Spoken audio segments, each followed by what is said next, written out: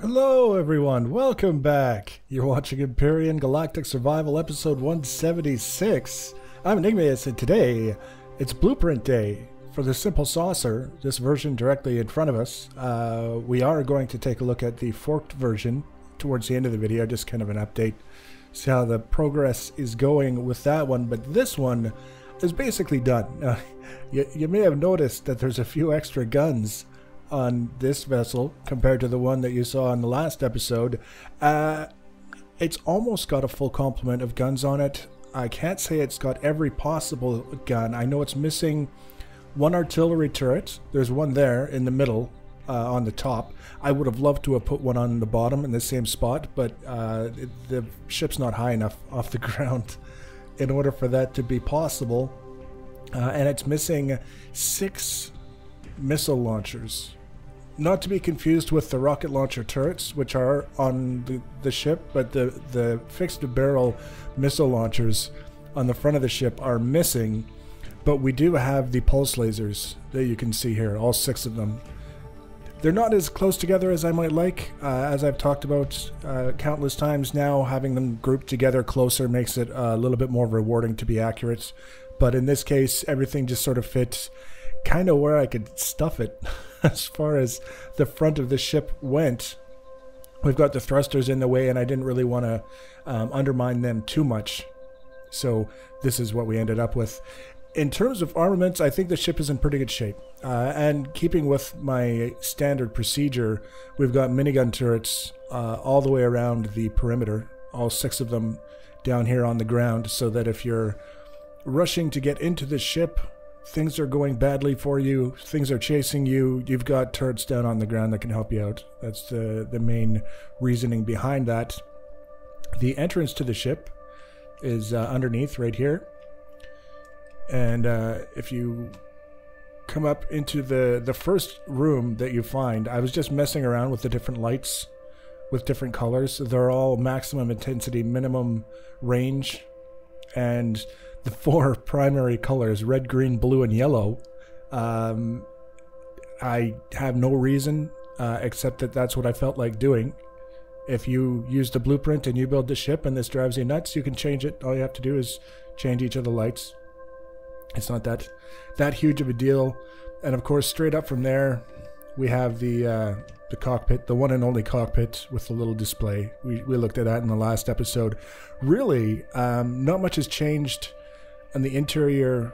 Of all the things that were in place in the last episode, they're all still here, I guess would be the best way to describe it. All of the thrusters, all of the generators, all of the fuel tanks, RCS units, all that stuff is all still exactly where we left it. I've added, there's this little room down here. This is the necessary services room. We've got fridges, we've got repair stations, and armor lockers. I'm saying in plural, they're singular for these 2. We've also got oxygen station, med bay, and fuel tank for the warp drive. Normally I tend to put it back towards all of the other stuff that you would associate with engines, generators, and fuel tanks and all that other stuff. But in this case I decided it's one of the few things left with regards to fuel for the ship that you would need to fill manually. So why not just put it right where it's easily accessible? You don't have to go far to get to it. We have 4 advanced constructors and conveniently located cargo boxes. There's room for more cargo boxes if you want more. If you don't like the layout, you can adjust it, you can do whatever you want. And then the ammunition storage is here. And I was just kind of messing around with something a little bit different for the ammunition storage. It's all closed in, but it's not especially well armored. At this point, if you've got someone who's blasted a hole in your hull and they're able to hit your ammunition storage, they've earned it. There's no short way to get to the ammunition storage unless they were to go directly through these windows because they knew exactly where they were. Other than that, that's the ship. It's the SimpleSaucer for a reason. Oh, oxygen tanks. Very important. You have the option, if you turn on oxygen, to pressurize this entire compartment, this whole gigantic compartment is one sort of open unit, including the cockpit area. So that's important to note.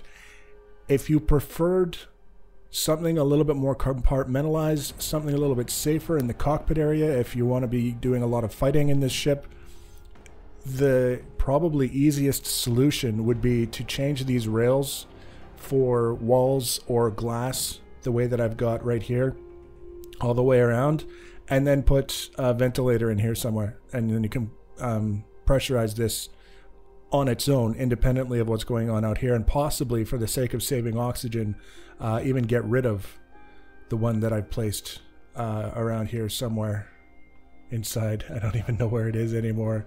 I placed it just very recently, and it was one of those afterthought things, as if to say, oh yeah, I need to have ventilators. You get the idea. There it is. Look at that. So conveniently located. So you could remove or disable that and close this off, and then you wouldn't have to worry about filling this whole area with oxygen. Just something to keep in mind. So that's the ship. The blueprint will be linked in the information box below the video. Lots of room to expand, do whatever you want with it.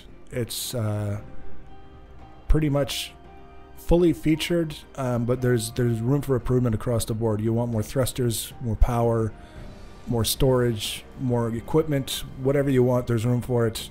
Go nuts, have fun with it. That brings us to the update on this monstrosity back here, which is actually nearing completion. I'm kind of surprised because there were certain elements of this that were a little bit daunting. Specifically, a lot of the hull detail that differentiates this build from a lot of the more commonplace versions that you might find is the little details that we stick into various different places where they exist on the original Millennium Falcon, but people quite often leave out because, meh, it's kind of a pain in the butt. It's more than kind of a pain in the butt. It's an enormous pain in the ass. But once I started to get a feel for it and what I was doing, it actually got quite a bit easier. So you have basically this area in between these two sections to fill in with some sort of detail, and that's what I did. And I've got pipes mostly. I've got different things with vents on them. I've got things that look like tanks, and silos and all kinds of crazy stuff. And on the other side, it's very similar. Just trying to use the textures that are available in ways that kind of lend a little bit of credibility to what we're trying to accomplish here. And the added benefit is that a lot of these textures look very dirty. Like this one here, it's all scuffed up and dirty, which fits very well with the whole theme of the Millennium Falcon. Now, the main areas in terms of the exterior that I still have left to do are these long strips that are all about the same kind of stuff that we've got going on here and down all the way down there as well. It's just something that I have to sit down and do. Like I said, I've been messing around with the whole idea of adding junk for the sake of adding junk, and it's getting a little bit easier each time I do it. There are things like this down here where these are actually functional blocks.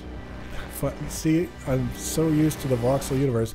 They're actually functional elements on the original Millennium Falcon. These are tractor beam emitters here and here.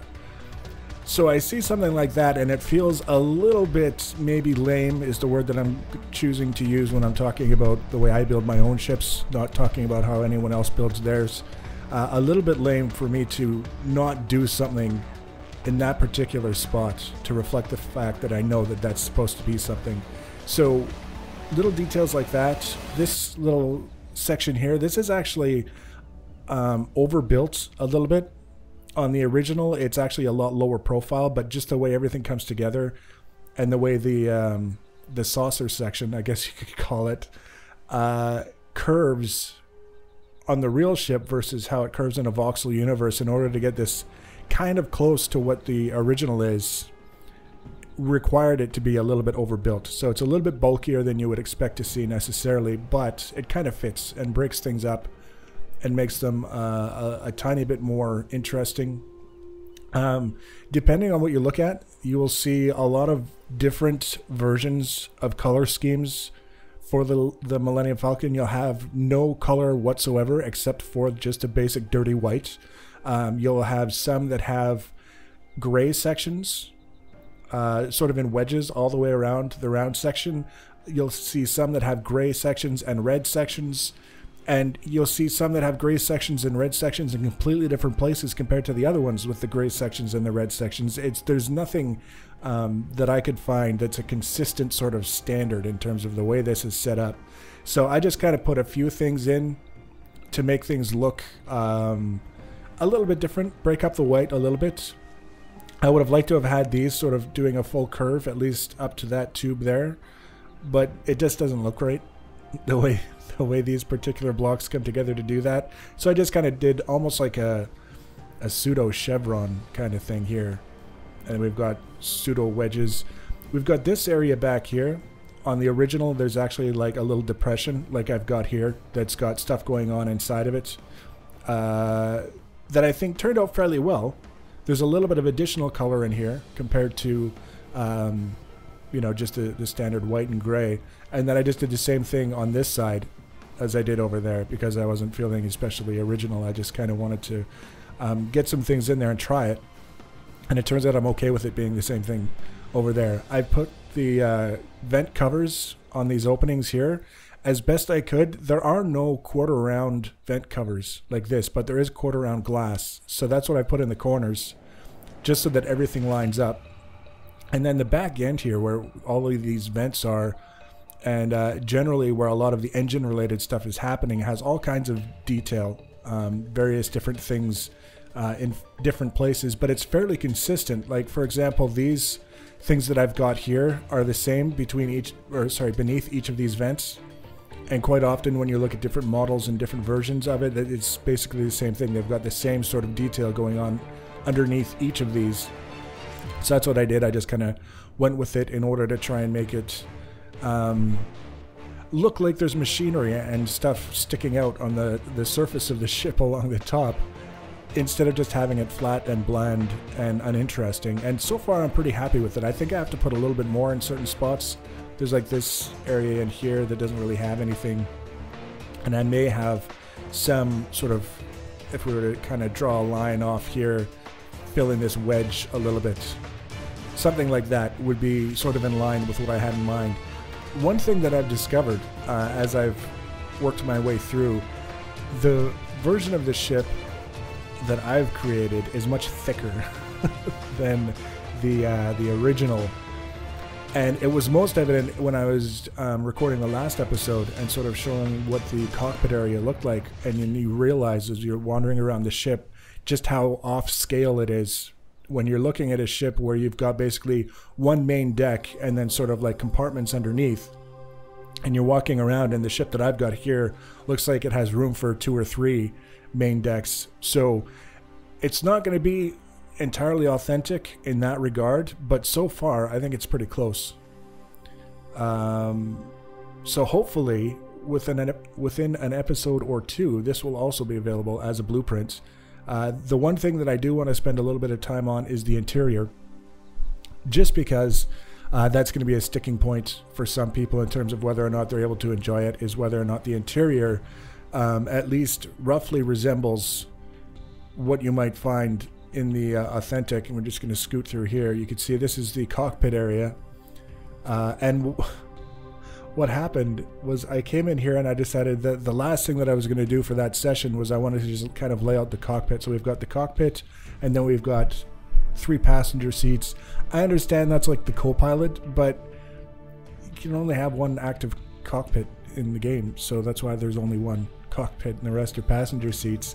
And then this console just to make it look a little bit more realistic, but I didn't fully realize just how completely out of scale it is until I placed one of these. I was expecting it to be much larger in this space in my mind, or at least I was hoping it would be, and it turns out that this cockpit is just absolutely enormous compared to the original, and I'm okay with it. It was just a little bit of a surprise. And you come down here and trying to produce something that resembles a curved sort of hallway, and I think we did all right. It's not that different from what we do on the exterior of the ship when we want to create curves, but in this case it's trying to make everything work based on what you've got, with the understanding that there are still certain points where you go too far and you're going to punch a hole in the hull, and then you have to try and figure out how to work around that. So I haven't even, as you can see here, finished sort of clearing out the original hull design from here. But what I'm kind of thinking is that I'll have like the main deck will be sort of on this level, same level as this floor, just kind of extending outward. And we'll kind of clear off as much as we can. We may go down. Looking at it now, for the sake of getting it done this year, we may just go down one step or something.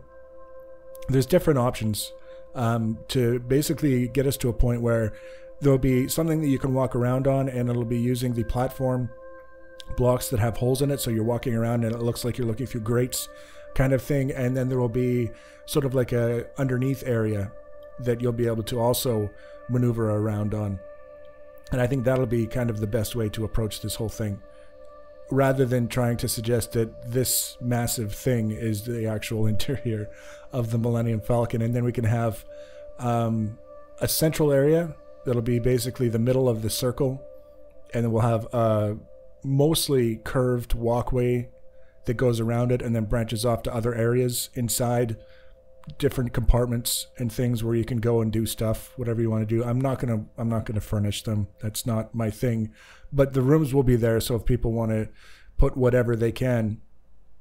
And then it'll be a mostly functional ship. One thing I've also decided for this one, which is contrary to a lot of my ships, is that I'm not going overboard with the guns on this. I'm going to leave the guns pretty much as close to authentic as I can possibly get based on what I can get out of schematics. So we've got this gun is a legitimate gun on the original. There were the diagrams I was looking at, they had mention of concussion missile launchers. So I've got missile launchers up here, basically along those lines. I don't know if this is exactly where they would be on the original. Frankly, don't really care, but you get the idea. And then there will be a minigun or a pulse laser turret on the underside of the ship near one of the ramps that will comprise the entrance.